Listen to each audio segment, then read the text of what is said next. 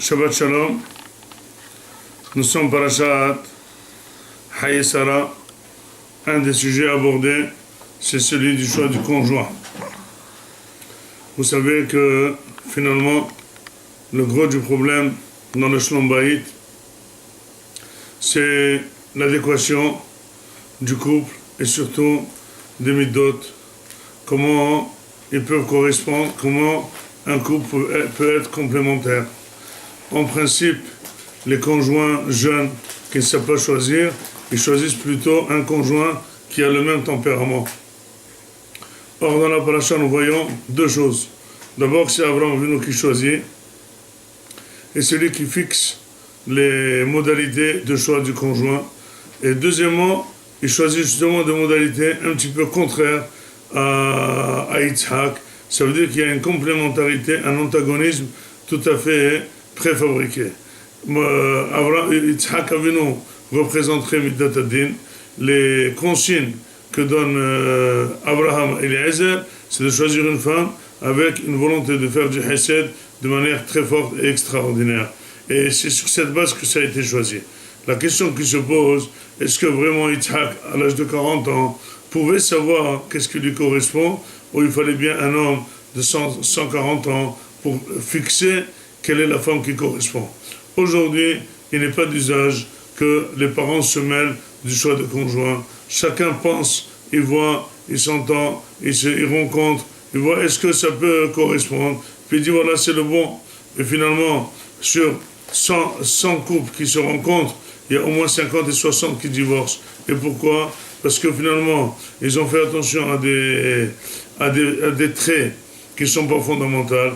La routine et la vie de tous les jours fait refléter le besoin de midot qui peuvent faire durer le couple, qui le font tenir.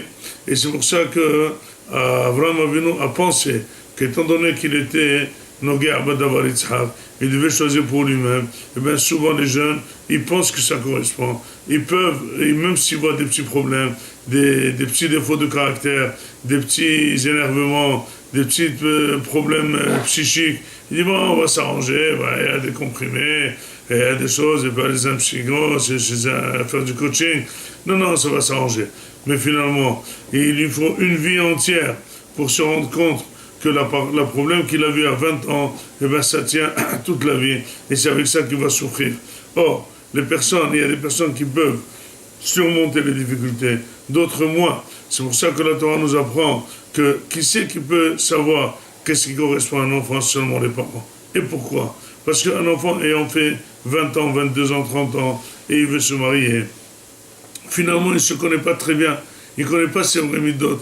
Il y a toujours avec l'âge un maquillage, des choses qui dérangent. On essaye de ne pas les voir, on essaye de les éliminer, on essaye de les maquiller. Finalement, la personne elle-même ne sait pas quel est son point faible, qu'est-ce qui l'énerve, qu'est-ce qui les met hors de lui-même. Mais les parents, ayant éduqué les enfants depuis l'âge 0, ils savent très bien quels sont les points difficiles, naturels, qui vont allumer le couple. Parce que finalement, avec toutes les politesses et toutes les manières de parler, ce qui est naturellement dur à supporter, on n'arrive pas à surmonter, et c'est sur ça que la personne passe toute sa vie avec son conjoint à rectifier. Un veut rectifier l'autre, un veut corriger l'autre. Finalement, on se dispute régulièrement pour finalement arriver à la conclusion qu'on ne s'entend pas, parce qu'il n'y a pas une complémentarité, il n'y a pas un antagonisme complémentaire entre l'homme et la femme. C'est pour cela que le moussar est qu'il faut laisser se mêler les parents du Shidour. Il faut associer les parents, ne serait-ce que pour ce point-là fondamental du choix, et il faut faire confiance aux parents qui savent exactement ce qui te correspond. Et pour le deuxième point, les parents qui se mêlent et qui sont associés au choix du conjoint, ils acceptent le conjoint, ils y font avec, la femme ou l'homme est très bien accepté dans notre famille, et finalement ça devient une affaire familiale, une affaire de tous. Mais quand le conjoint, c'est lui seul qui choisit, et il l'impose à la famille, à l'autre famille, et bien finalement c'est pas sûr qu'ils soient acceptés.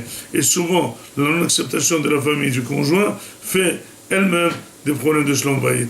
À nous de savoir être agile, de se mêler sans se mêler, d'être fin et de bien conseiller ou bien de passer notre conseil par une personne, tierce personne, qui va faire passer la seringue de manière avec un petit peu plus de liquide, mais finalement, il faut aider les jeunes à choisir le bon conjoint pour rester avec lui jusqu'à 120 ans. Shabbat Shalom.